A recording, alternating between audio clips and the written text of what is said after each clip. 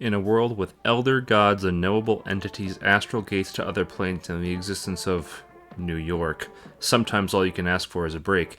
Everyone likes things being stable and understandable, but if it goes on for too long, it becomes plain or even boring. Things are only ever extraordinary for so long.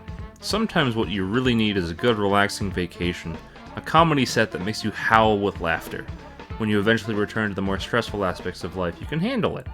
Despite the fact that the Maelstrom is a semi-centennial event, it's not free from the more jovial parts of life.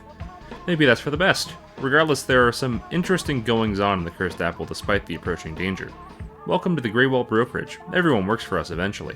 Any patronage is appreciated, so feel free to drop a like, share, or subscribe. Feel free to suggest any subjects you would like to see in the comments. When one can wish for anything, absolutely anything, what's the first thing on your mind? $1 million? A mansion complete with a dozen cars? The rights to an oil refinery? A divorce? I understand that the Maelstrom is a very important event that will result in the entirety of the world changing as a result. There are many people trying their best to have their wishes granted that are both relevant to themselves as well as the wider world at large. Kelvin is trying to figure out what happened at the 8th Astral Gate expedition and how he is now functionally undead. The weight of his past haunts him to his very core. Holiday is trying to catch the serial killer known as the Troubadour to avenge the fallen and keep people safe from further attacks. Rest and relaxation are a foreign concept until she kills him. So there's something comparatively laughable that we have a married couple who is trying to finalize a divorce. That's it. No greater problem concerning a cursed home that might be incredibly dangerous or trying to defeat an enemy that might wipe out your home. We just have two magicians who are trying to separate their souls because they literally cannot stand each other.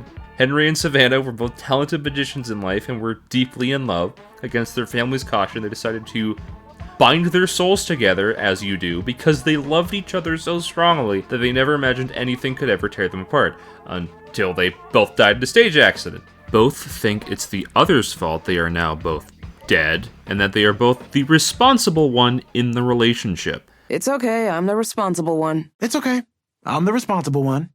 There's also a non-zero chance that they fall back in love by the end of the ritual, and that would be the objectively funniest result imaginable. Also, anyone within earshot knows their deal because they literally do not shut up about how much they hate tolerating each other. Allow us to be of service. Us?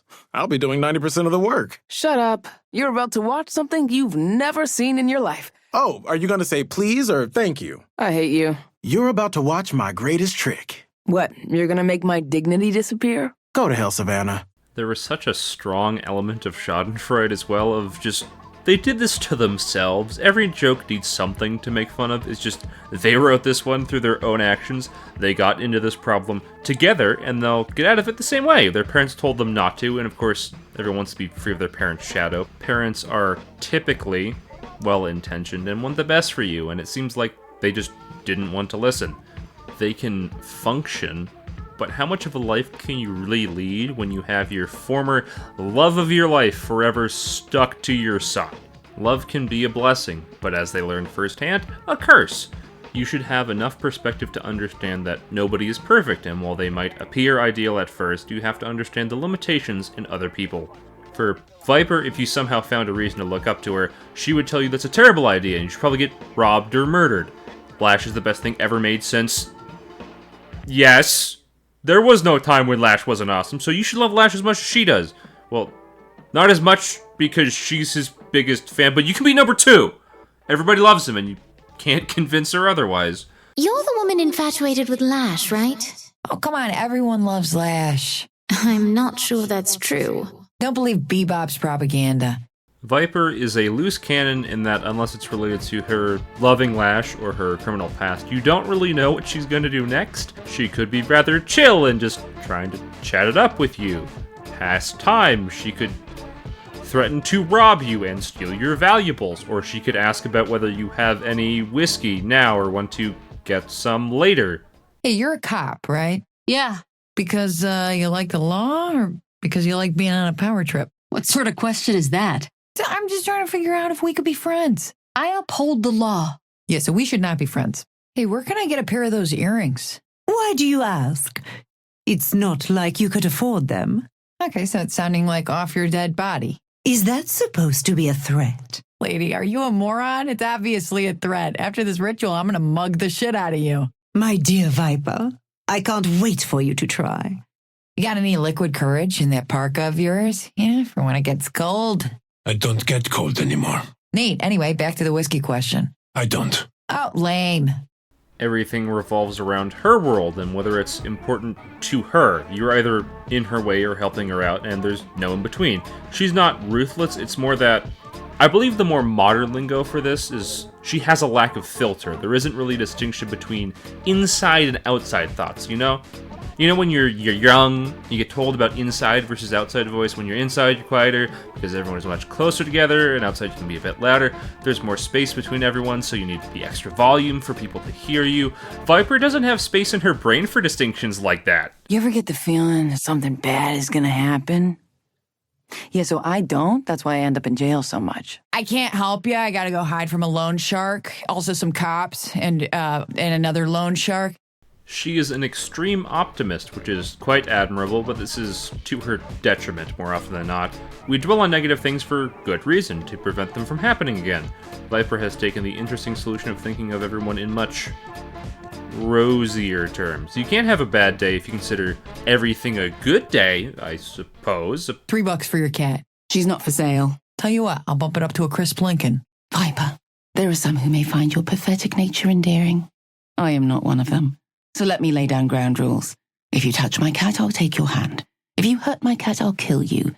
And if for some pruno-addled reason you decide that it's a good idea to steal my cat, you will pray for a death that will not come. You know what? I like the way you threaten people, see?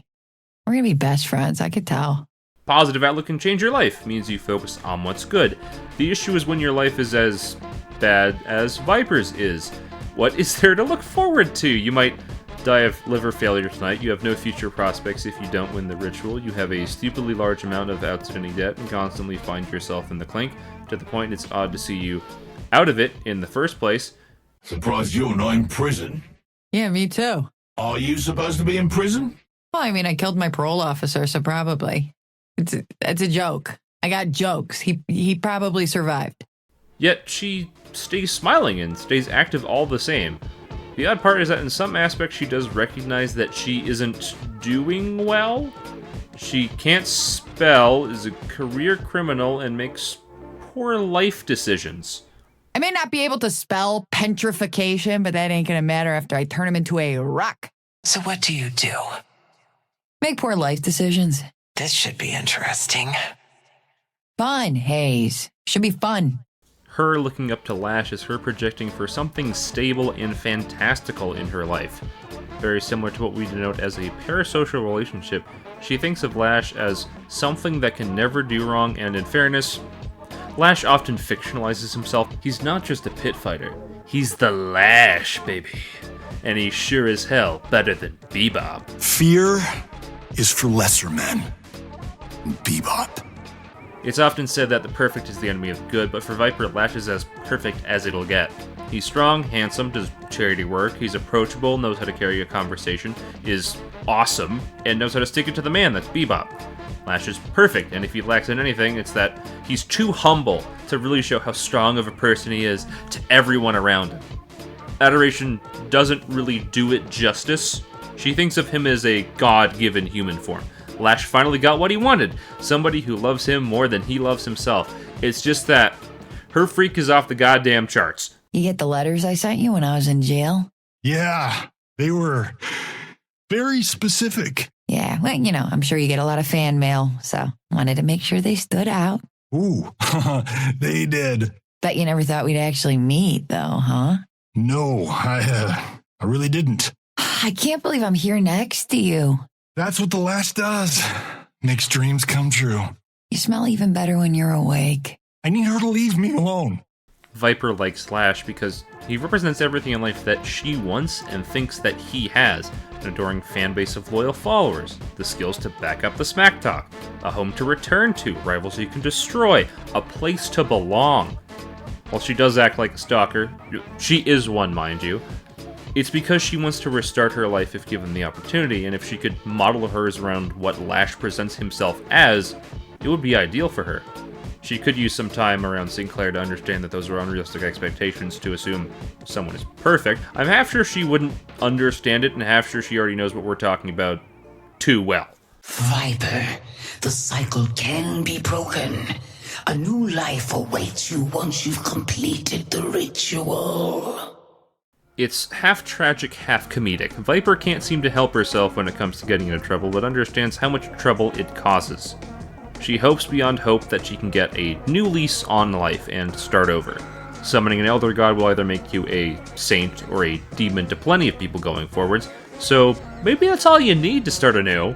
With that being said, though, Viper still does have some onus on herself to keep out of dangerous and unwanted situations. Treble finds her, but she's done plenty to find it herself. If she understands it's a problem, she should try to stay away from it.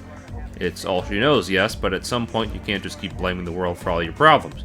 As with everyone, you need to look out for yourself at some point. As they say, fool me once, shame on you, fool me twice, shame on me.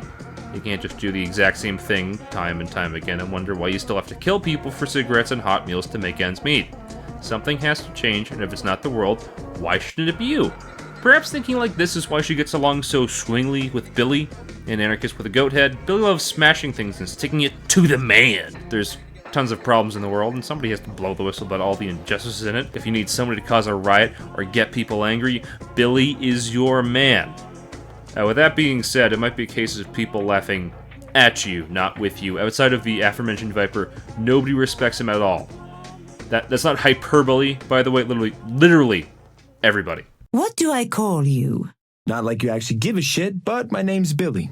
No self-respecting man actually wants to be called Billy. Oh, so now you know me. Believe me, William, I wish I didn't. Look, Billy, I know that people give you shit for having a goat head, and I just wanted to say that I really appreciate that whatever bet you lost to have that be the case, you were man enough to follow through with the consequences. You think I look like this because I lost a bet? If you didn't, you're even dumber than I thought. Go to hell. I get what you're doing. The hell are you talking about? The whole mad at the world shtick. I bet you secretly have the heart of a poet and are just waiting for the world to be a little kinder. I hate people. See, you think you do, but that's just masking some void in your life. I hate you. See, that doesn't make any sense because you don't know me. I don't want to know you. That's what people say in the first act, but then by the third act, they're best friends.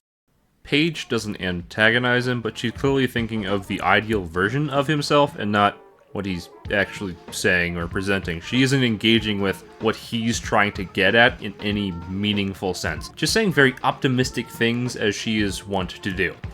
Billy, however, is forever pessimistic with how everyone treats him and his goat head. It seems likely it will never fade.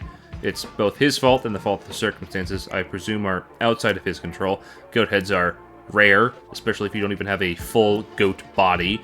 It looks like it was surgically attached to the wrong torso. He does make mention that it was caused by an amount of eldritch experimentation in some fashion. The truth of the matter has yet to be revealed. You think you're special because you got eldritch power? Newsflash, buddy. Where do you think the goat head came from? Only difference between you and me is that I never got arrested for doing some black magic, because I'm not a moron leaning over his skis. With all of this energy and aggression he puts on, what deeper meaning does Billy hope to achieve within the world? What are his hopes and dreams with what he's aiming for? If Billy could tell us, that would be fantastic, because right now he sounds like a whiny baby who doesn't tell us a whole bunch. Even the patrons understand this. Dormant, an eldritch deity with a penchant for psychological torture, says, "Nah, there's nothing here." Normally, I would take this time to make you confront your inner demons, but in order to do that, you'd have to be a person with some sort of actual passion and drive. But you're not. You're a caricature of outrage, a contrarian who thinks that hating something is the same thing as being interesting. So please leave. You're dreadfully boring. You're filled with passion, Billy. It's time to direct it with purpose and complete the ritual. Billy is a mile wide and an inch deep. He hates because professional haters need to exist? Does he even need a cause behind him to justify his actions? At this point, would anyone actually want him associated with them? With his lack of moral integrity, it seems rather intentional that his head is a goat, of all creatures. Its usual symbolism is with the devil, rebellion against God's will. as well as Satanism. He's kind of just here to fuck around, really, smash things in because it's easier to destroy than build. Creation is hard. You need to analyze something, deconstruct how it functions, and then reconstruct it based upon what you learn. Deconstruction, in comparison, is easy. Easy as hell, arguably. You just look at something, see if it can break, and figure out how best to break it. It takes minimal effort from the initiating party to make something happen. Strength, moral fiber, and lots of effort are required to build things up. It takes time. Being able to build something up and make it worthwhile for others is consuming in many ways, and oftentimes you'll have people dedicate their lives in the pursuit of it. Breaking it, though, it makes you almost as famous, and you need what?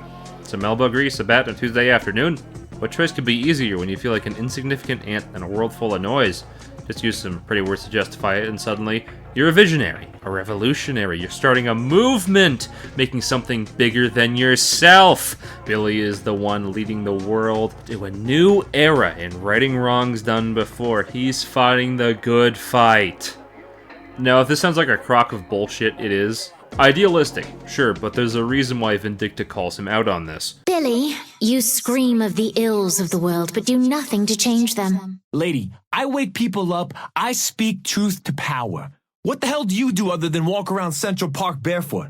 I'm systematically murdering the bloodline of a judge that used his power to sentence innocent women to death. And in the process, am dismantling an extremist neo-political movement. But do tell me about how important your soapbox is. The ritual's starting. Indeed. It's idealistic and optimistic, but lacking in logistics. There's a reason there hasn't been a society whose main defining trait is destroying everything and never building anything. Vindicta is killing people, sure, but she's doing it with a very clear goal in mind in the hopes of ensuring that her fate never happens again to anyone else. Billy is just doing this because he hates the world. He's not building anything new, he's tearing things down, and never stops until there's nothing left. That doesn't make anything inspiring or interesting, it just makes everything shit. Mindless destruction without a cause doesn't add anything to the world. He's making noise, talking about big ideals, but it has no weight behind it. The best stories are about things with a meaning behind them, like Shakespeare. You know there's a Shakespeare festival next weekend. You think I give a shit about some snob that wrote in Middle English? Well, he didn't write in Middle English, but that's a whole nother thing. Point is, everyone loves Midsummer Night's Dream, and you would basically be their king. Maybe I'll check him out. You know why Paige is telling you about this? Because there's meaning behind why, in Midsummer's Night's Dream, Nick Bottom's head turns into a donkey. A self-entitled asshole that thinks highly of himself to the point of discounting everyone else around him. If Billy wants to keep raging like he's a child, then ultimately nothing will come of it. Find purpose, find something to dedicate yourself towards. Destruction for the sake of it has no future. You don't even need to do everything yourself either. Vindicta doesn't. She's taken down the friends of humanity with talent. Find a feasible end goal and make steps towards it. Incremental change may be slow, but it's always progress. You may not be the one to end the movement, but you'll be able to start something. Those who accomplish things together with others are significantly more effective than those who are raucous assholes who constantly complain about how bad things are. If you're constantly indignant and rude to everyone, how do you expect to garner support for what you're doing? It isn't perfect, it won't be perfect, but it's something. It is better that something imperfect exists than something perfect that doesn't. At least go out there and hold your head up high with the knowledge that you tried and you made something of yourself, even if it was divisive. Well, divisive yet valuable might as well be the tagline for the Paradox organization. It's a self-described group of rich people who decided that the best thing to do in life is petty larceny. You could do anything with the amount of funding and talent within the Paradox organization, and they're just grabbing other people's shit when they could be doing any number of other things. Kelvin has called them out on this. You have so many gifts, and yet you waste them on petty theft and childish stunts. That's a little judgmental. It's the truth. The heart wants what the heart wants, Kevin. The weird part of the guild is that they aren't put together too well. Don't get me wrong, they've stolen quite a bit. I mean this more in the sense there's nothing greater in terms of why. Of course, if you're gonna steal things, you make it artistic. Adrenaline junkies rarely ever stop at just, this is neat. You gotta dress it up with so many other things. You wear cool masks, and you have time manipulation, and you do it all for a greater picture, but What is that greater picture? To what end are these crimes committed? At this point, I'm not even sure they know themselves. For all the might your organization wields, you waste it on publicity stunts. We don't need to explain ourselves to you. I would settle for you explaining it to anyone. You know, I've been to the Paradox Museum last summer. Did you enjoy yourself? I found it cliché and overwrought. Excuse me? It was a multi-million exhibition with the emotional depth of a 10th grader writing I will rage against conformity in their poetry unit of remedial English. It had a Hellenistic bust of Homer. Homer is also overwrought. While they have their critics, there are some things that are undeniable. People do enjoy their museums and are a threat to be reckoned with even at the federal government level. If they were simply dressed up thieves, nobody would pay them any mind. They wouldn't be worth the effort to try and stop. However, they have earned respect from both Professor Dynamo of Columbia College as well as the feds. Random assholes don't get critical acclaim from high-profile people without doing something right. It's better to be controversial and make people know who you are than to be bland and uninteresting, I suppose. I'm absolutely fascinated by your organization, Paradox. Thank you very much, Professor. I took Marla to the last pop-up. Truly wonderful things to behold. I think you'll enjoy our next event. I'll make sure you get in. I can't wait. Are you the one who stole Booth's Derringer? This may surprise you, Hayes, but as a Scottish woman, I don't particularly give a shit about American artifacts. What about Paradox in general? Of course we stole it. Paradox as an organization has enough confusion within and outside of it as is. There's no direct hierarchy, but it's an organization. Nobody leads it, but they're well maintained and coordinated enough to host pop-up Paradox museums with a variety of artifacts from around the world. Everyone is anonymous, but everyone knows their handiwork. Thieves are meant to be sneaky and concealed, yet they're noteworthy and often brag about what they've stolen. Not sure how much they even care about themselves, mainly as a result of hedonistic thrill seekers not really caring about the danger the Drifter poses. You know what's more important? You look annoyed. I am annoyed. You don't have anything interesting to steal. There's something to respect about their single-minded desire, but it's just so aimless. They want to be noteworthy and well-known, they're not adding anything meaningful to the world in the way others are. Professor Dynamo put his life on the line for science and is one of the foremost researchers into astral gates. Ivy saw problems with crime in Spanish Harlem and worked tirelessly to make a non-violent solution work. Some others in the ritual, you respect outright for their character as well as determination. You respect Drifter because if you look at him wrong, your head might fly from your shoulders. You respect Shiv and Grey Talon because of their work in the Baxter Society. Paradox is much more of a begrudging respect. Noteworthy, yet unfocused. Their abilities are second to none, but they're just a group of rich idiots who wanted to say they did something with their lives, regardless of how silly it seemed to other people. There is something enviable there, though. Namely that regardless of why they're doing it, they found an aspect of life they can pursue wholeheartedly. Goals as cut and dry as steal what you want and we'll make sense of it later are relaxing to have. You can always fall back on that as an idea of where to go forwards. Some people don't have any answers and are doing their best to find something, anything, to grab onto. Sinclair's having a rough time existing in their current predicament, and Billy is trying to fight the world as a one-man army, with both unsure of where their place is meant to be. Paradox's place is within Paradox. And sometimes that's enough. Regardless of how big or small, having something to keep the world turning for you is important. Compared to the world-shaking impacts affecting everyone else, maybe having little things in life is what makes it worth living. Regardless if it's a hot meal, getting angry, or stealing what suits your interest, perhaps that's all you really need. The world is complicated enough as is with elder deities, the supernatural, and portals to other dimensions. Don't overcomplicate if you don't need to.